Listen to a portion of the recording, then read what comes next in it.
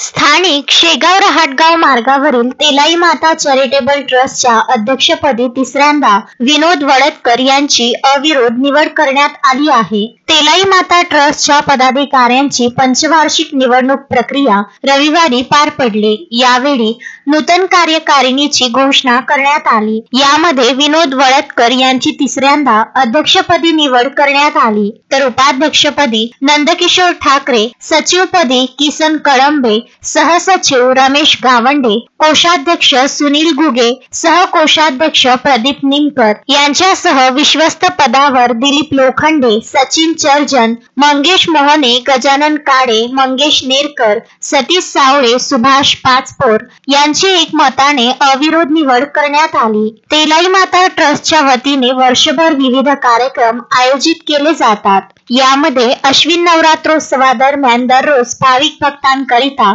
3 ते 4 क्विंटल उसळीचे वाटप आणि महाप्रसाद दिला जातो।